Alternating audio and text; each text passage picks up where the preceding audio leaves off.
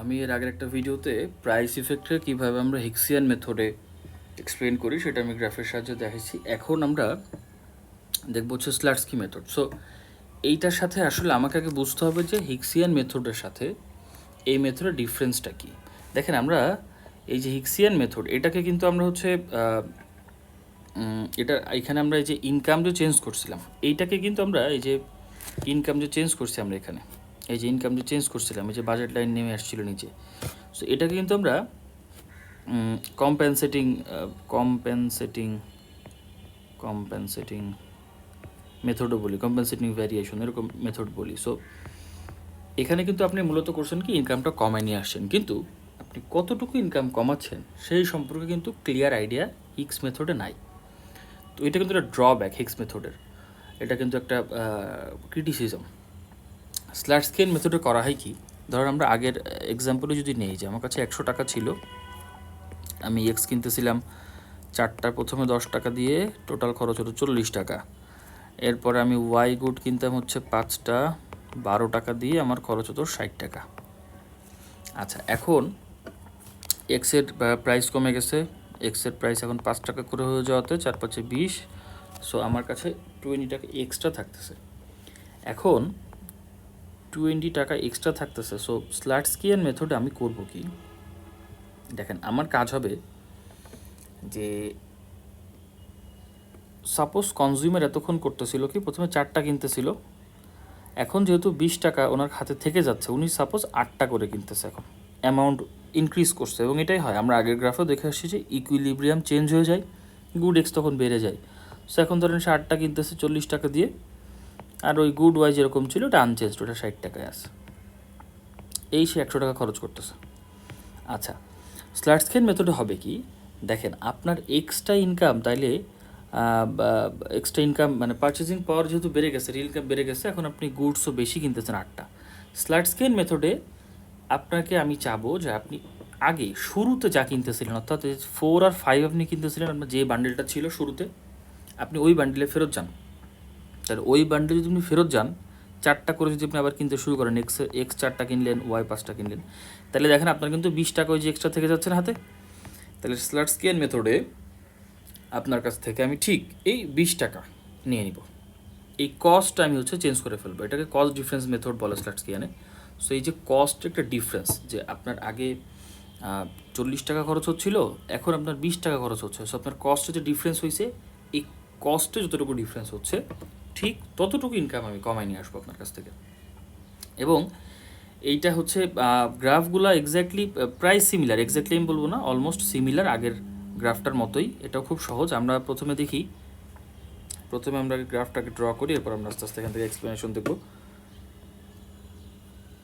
So এবারও আমাদের Y অ্যাক্সিসে থাকবে হচ্ছে গুড ওয়াই, আর এক্সের দিকে থাকবে হচ্ছে গুড এক্স। এখানে গুড এক্স, এখানে গুড ওয়াই। শুরুতে আপনার একটা বাজেট লাইন আছে এখানে,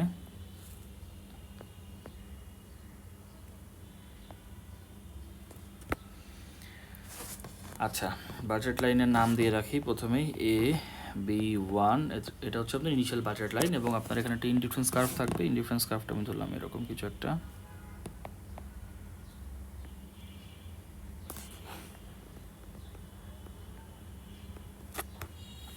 আচ্ছা, তাহলে আপনার এখানে ইকুইলিব্রিয়াম, এখানে আপনার ইকুইলিব্রিয়াম, এটা নাম দিলাম আমরা E1। অর্থাৎ আপনি এখন গুড এক্স কিনতেছেন এই যে X1, সরি, আপনি এখন গুড এক্স কিনতেছেন X1 পরিমাণে, আর গুড ওয়াই কিনতেছেন Y1 পরিমাণে। এটা আপনার ইকুইলিব্রিয়াম মেনশন করে দিচ্ছে। Okay fine. এখন যেটা হলো যে আমাদের যেহেতু গুড এক্সের প্রাইস কমে গেছে, স্বাভাবিকভাবে এখানে একটা রোটেশন হবে বাজেট লাইনের, রোটেশনটা হয়ে বাজেট লাইনটা চলে আসতো ধরেন এখানে। আচ্ছা, তাহলে আপনার এখন নিউ ইনডিফারেন্স কার্ভ হবে এরকম একটা ইনডিফারেন্স কার্ভ আপনারা পাইলেন। আমি একটু মিলায় আঁকানোর ট্রাই করি। আচ্ছা, তাহলে নতুন ইকুইলিব্রিয়াম আপনার কোথায় দেখেন, এই হচ্ছে আপনার নিউ ইকুইলিব্রিয়াম E2। এবং ঠিক একইভাবে আমরা আগের গ্রাফের মতো এখানে আইডেন্টিফাই করে ফেলতে পারি যে আসলে আমি কতটুকু এখন আমার দেখেন, তাহলে x2 হচ্ছে আমার, এখন আমি গুড x কিনতেছি x2 অ্যামাউন্টের। সো এটা খুব স্বাভাবিক, যেহেতু প্রাইস কমে গেছে একটা প্রোডাক্টের, ওটা আমি বেশি করে কিনতেছি, কোয়ান্টিটি আমি বেশি নিলাম। আচ্ছা, এখন আমরা যেটা করব যে আমরা চাচ্ছি আপনি ঠিক আপনার আগের ইকুইলিব্রিয়ামে ফেরত আসেন। যে এক্সাম্পলটা আমি একটু আগে দিচ্ছিলাম, যে আপনি প্রথমে তো 4টা কিনতেছিলেন গুড এক্স কিনতেছিলেন 4টা, ওয়াই কিনতেছিলেন 5টা। এখন ধরেন যে প্রাইস কমে যাওয়ার কারণে এখন আপনি গুড কিনতেছিলেন x 8টা, ওয়াই আগের মতো 5টাই আছে।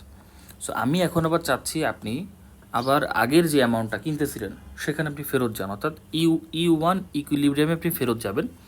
ঠিক ততটুকু ইনকামে আপনার কাছ থেকে কমাই নিব, যতটুকু কস্ট আপনার চেঞ্জ হলো। এখানে যেমন 20 টাকা আসতেছিল, তো এই ঠিক 20 টাকা অ্যামাউন্টের এক্স্যাক্টলি সেম অ্যামাউন্টের আমি কস্ট আপনার কাছ থেকে কমাই নিব। সো এটা তাহলে বাজেট লাইনটা শিফট হবে, যেহেতু ইনকাম আপনার চলে যাচ্ছে বাজেট লাইন শিফট হবে। বাজেট লাইন যাবে হচ্ছে ঠিক আপনার ইকুইলিব্রিয়াম E1 যেটা ছিল সেই পয়েন্ট দিয়ে, কারণ আমি চাচ্ছি আপনি আবার আগের জায়গাতে ফেরত আসেন। কোনটা সরাইতে চায় আর কোনটা সরে, আচ্ছা। সো আমি এখন এখান থেকে একটা লাইন ড্র করব এবং এটা কিন্তু প্যারালাল। কার প্যারালাল? আচ্ছা, এটা তো সুন্দর প্যারালাল হয়েছে। এখানে দেখেন আমাদের বাজেট লাইনটা প্রথমে AB1 ছিল, এরপর আমি ড্র করছি এখানে AB2-তে। এখন আমার বাজেট লাইন শিফট হয়ে গেছে, শিফট হয়ে A1 B3 হয়েছে। আচ্ছা, A1 B3 হয়েছে।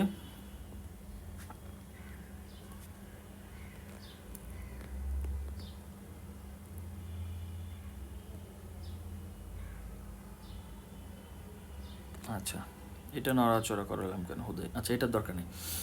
তাহলে আপনার নতুন বাজেট লাইন হয়েছে A1 B3। আচ্ছা, এই লাইনটা কিন্তু আপনাকে মনে রাখতে হবে, আমরা ঠিক E1 পয়েন্ট দিয়ে পাস করবো, বিকজ আমি চাচ্ছি যাতে আমার ইনকামটা, সরি, আমার এই যে বান্ডেলটা আমি আগে কিনতেছিলাম, অর্থাৎ আমি এতক্ষণ এক্স কিনতেছিলাম 4, ওয়াই কিনতেছিলাম 5, ওখানে যাতে ফেরত আসতে পারি, সেই জন্য আমি সেভাবে ইনকামটা নিয়ে নিয়েছি আপনার কাছ থেকে। তাহলে দেখেন এখন সমস্যাটা হয়েছে কোথায়, আপনার যে IC1 শুরুতে ছিল, পরে IC2। সো আপনি ঠিকই E1 ইকুইলিব্রিয়ামে ফেরত গেছেন, কিন্তু আপনার কিন্তু IC1 কিন্তু ট্যানজেন্ট হয় না। দেখেন নিউ বাজেট লাইন সাথে, নিউ বাজেট লাইন হচ্ছে A1 B3, এটার সাথে কিন্তু IC1 ট্যানজেন্ট নাই। তো আমাকে ট্যানজেন্ট করে আমাকে আরেকটা আইসি আঁকাইতে হবে। এখানে আমরা আরেকটা আইসি আঁকাই, যেটা হবে হচ্ছে ট্যানজেন্ট। এই যে আমরা ট্যানজেন্ট করে নতুন একটা আইসি আঁকাইলাম, এটার আমরা নাম দিলাম IC3। তাহলে IC3 দিলাম। আমাদের IC3টা আমাদের নিউ বাজেট লাইনের সাথে কোথায় ইন্টারসেক্ট করলো, এই যে এই পয়েন্ট ইন্টারসেক্ট করলো। এখানে আমরা যদি লাইনটা টেনে দেই নিচে, তাহলে আমি দেখতে পারবো আমার কোয়ান্টিটি কতটুকু চেঞ্জ হলো। এখন দেখেন আপনার কোয়ান্টিটি এটা হচ্ছে X3। তাহলে এবার আমি একটু আবার আপনাকে শুরু থেকে এক্সপ্লেন করি। প্রথমে আপনার বাজেট লাইন ছিল হচ্ছে AB1, এবং এখানে যখন আপনি ইনডিফারেন্স কার্ভ IC1 আঁকাইলেন, এটা ট্যানজেন্ট হলো এবং একটা পয়েন্ট ইন্টারসেক্ট করলো, যেটা আপনার equilibrium point E1 equilibrium denote করতেছে যে আপনি শুরুতে গুড কিনতেছিলেন হচ্ছে এই যে OX1, এতটুকু গুডস কিনতেছিলেন আপনি এক্সের জন্য, আর ওয়াইয়ের জন্য আপনি Y1 এতটুকু গুডস কিনতেছেন। পরবর্তীতে এক্সের প্রাইস কমে যাওয়ার কারণে আপনার ইকুইলিব্রিয়াম শিফট হয়ে E1 থেকে E2-তে চলে আসছে। তাহলে প্রাইস চেঞ্জ হওয়ার কারণে আপনার ইকুইলিব্রিয়াম শিফট হয়েছে কোথায়, E1 থেকে E2-তে, এবং এই কারণে আপনি এখন আপনার কোয়ান্টিটি অফ গুড এক্স বেড়ে গেছে, যেটা X1 থেকে X2, এই যে X1 থেকে X2, এটা আমরা আগেরবারও দেখছিলাম, এবারও আছে। সো এইটা হচ্ছে ঠিক আগের এক্স্যাক্টলি আগের জিনিসের মতোই, আমি এটাকে বলতে পারি হচ্ছে প্রাইস ইফেক্ট। ছোটো করে আমি PE লিখলাম, তাহলে এটা হচ্ছে X1 X2। আচ্ছা, এখন আমি চাচ্ছি, মানে ইকোনমি চাচ্ছে আপনার কাছ থেকে, যে আপনি আগে যতটুকু, এখন আপনার যেহেতু E2-তে চলে গেছেন, X2 অ্যামাউন্টের গুড কিনতেছেন, মানে বেশি গুডস কিনতেছেন। এই দেখেন X8 হয়ে গেছে, গুডস বেড়ে গেছে। সো ইকোনমি চাচ্ছে আপনি আবার আগের যে বান্ডেলটা আপনার ছিল 4 আর 5, সেখানে আপনি ফেরত যান, অতটুকুই আপনি কিনবেন। তো এই জন্য আমরা বাজেট লাইনটাকে E1 পয়েন্টে পাস করলাম, A1 B3 আমার নিউ বাজেট লাইন। সো আপনার E1-এ আপনি ইন্টারসেক্ট করলেন, কিন্তু সমস্যাটা কোথায় আপনি খেয়াল করেন, এখানেও আমরা একটু কমন সেন্স অ্যাপ্লাই করব। আপনাকে আমি E1-এ ফেরত নিয়ে আসলাম, কিন্তু আপনি বলেন তো আপনার কি স্যাটিসফ্যাকশন লেভেল সেম থাকবে? আপনার স্যাটিসফ্যাকশন লেভেল সেম থাকবে কি না আমি কীভাবে বুঝবো? দেখেন, আপনার আগে 100 টাকা ছিল, আপনি প্রথমে এক্স কিনতেছিলেন 4টা, ওয়াই কিনতেছিলেন 5টা। এখন এক্সের দাম কমে গেছে, তো এক্সের দাম যদি কমে যায়, আমি আপনাকে দেখেন জোর করে A1B3 বাজেট লাইন দিয়ে E1 আবার ফেরত নিয়ে আসলাম, বললাম যে ভাই তুমি ওই যা কিনতেছিলে আগের বার 4টা করে 5টা করে, ওইটাই তুমি কিনো। কিন্তু আপনি কি এটাতে আপনার স্যাটিসফ্যাকশন লেভেল সেম থাকবে? আপনার তো মনের ভিতরে খুঁত করবে, কী রে এক্সের দাম কমে গেল, এক্স আমি একটু বেশি কিনবো, আমি এক্স তো এত কম আমার কেনা যাচ্ছে না। কিন্তু যেহেতু আমি আপনাকে বলে দিছি যে ভাই আপনি আগের বাজেট লাইনে থাকবেন, তখন আপনার নতুন আপনার দেখেন স্যাটিসফ্যাকশন লেভেল এখন চেঞ্জ হয়ে যাবে। আপনি ডেফিনেটলি আপনি চাইবেন না যে আমি এক্স কম কিনি, এক্সের দাম কমে গেছে, যে কোনো কনজিউমার সে অবশ্যই এক্স এখন বেশি কিনতে চাবে। এই জন্য আমাদের স্যাটিসফ্যাকশন লেভেল যেহেতু চেঞ্জ হয়ে গেছে, আমি দেখেন নতুন আইসি কার্ভ আমাকে ট্যানজেন্ট করে আঁকাতে হচ্ছে, হুইচ ইজ IC3। তো এই IC3 আপনার কোয়ান্টিটি অফ গুড এক্স এটাকে দেখাচ্ছে যে X3-তে, অর্থাৎ আপনি এখন X1 থেকে আপনি চলে আসছেন X3-তে। তাহলে আপনি যেহেতু ওয়াই গুডকে সাবস্টিটিউট করতেছেন ওই আগের ইয়াটার মতোই, আগের গ্রাফের মতোই, আপনার X1 ছিল এতক্ষণ শুরুতে, এখন আমি ওই যে বাজেট লাইন চেঞ্জ করার কারণে, ইনডিফারেন্স কার্ভ চেঞ্জ করার কারণে আপনার কিন্তু কোয়ান্টিটি অফ গুড এক্স এখন বেড়ে গেছে, বেড়ে X3-তে চলে আসছে। আপনি দেখেন আপনার কিন্তু ইয়াও কমে গেছে, এই যে গুড ওয়াই দেখেন কতটুকু কমে আসছে। আপনি এইটা যদি আমি ড্র করি এখানে, আপনি দেখেন ওয়াই আগে কিনতেছিলেন এখানে, ওয়াই এখন কমে চলে আসছে কোথায়?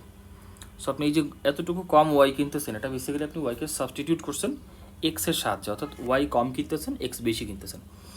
তাহলে আপনি X1 আগে কিনতেছিলেন, এখন আপনি X3 কিনতেছেন, এবং এটা কিভাবে কিনতেছেন? আপনি সাবস্টিটিউট করে। এইটাকে আমরা বলতেছি হচ্ছে সাবস্টিটিউশন ইফেক্ট।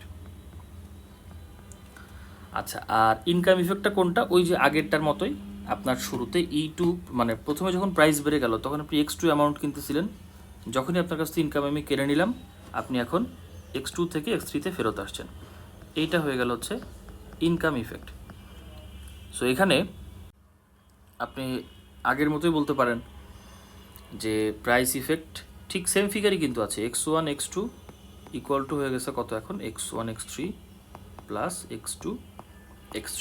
সো এখান থেকে আমি দেখতে পাচ্ছি যে price effect equal to substitution effect plus income effect. তো এটা হচ্ছে স্ল্যাটস্কিয়ান মেথড। এখানে আমরা স্ল্যাটস্কিয়ান মেথডের সাথে হিক্স মেথডে দেখেন গ্রাফটা কিন্তু প্রায় সিমিলার, একটা ইনডিফারেন্স কার্ভ আপনি বেশি আঁকাচ্ছেন, জাস্ট এতটুকুই চেঞ্জ, এছাড়া কিন্তু সব ফিগারই অলমোস্ট সেম। এবং মেইন ডিফারেন্স, কি ডিফারেন্স হচ্ছে স্ল্যাটস্কিয়ান মেথডে কিন্তু আমরা এক্স্যাক্টলি আপনার যতটুকু ইনকাম কমে গেল, আপনার কস্ট যতটুকু চেঞ্জ হলো, আপনার শুরুতে 4টা আর 5টা যখন কিনতেছিলেন তখন কস্ট ছিল 100 টাকা, যখন প্রাইস কমে গেছে তখন আপনার এই কস্ট চলে আসছে 180 টাকাতে। সো এই যে 20 টাকার যে ডিফারেন্সটা, এইটা আমরা অ্যাডজাস্ট করে দিচ্ছি এখানে।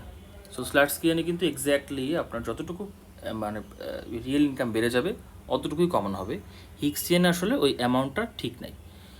তো এই হচ্ছে স্ল্যাটস্কিয়ানের সাথে হিক্সিয়ান মেথডের বেসিক ডিফারেন্স। বাকি কাজ সেম, গ্রাফ ড্রয়িং প্রসেস বলেন, এক্সপ্লেনেশন বলেন, সব কিছুই সেম। তো আমরা এর পরবর্তীতে আমরা 3টা গ্রাফ, যেটা অর্থাৎ এটা তো আমরা যে কম্পেনসেটেড মেথড দেখলাম, স্ল্যাটস্কিয়ান বলেন বা হিক্সিয়ান বলেন, এটা কিন্তু যে কম্পেনসেট করছেন আপনি, হ্যাঁ, ইনকাম কিন্তু কমায় নিয়ে আসতেছেন। সো এটা হচ্ছে কম্পেনসেটিং মেথড। আমরা আনকম্পেনসেটেডের জন্য আরেকটা গ্রাফ আছে, সেটা হচ্ছে মার্শাল গ্রাফ। ওই 3টা আমরা পরবর্তী কোনো ভিডিওতে 3টা গ্রাফ আমরা একসাথে আঁকানো দেখবো।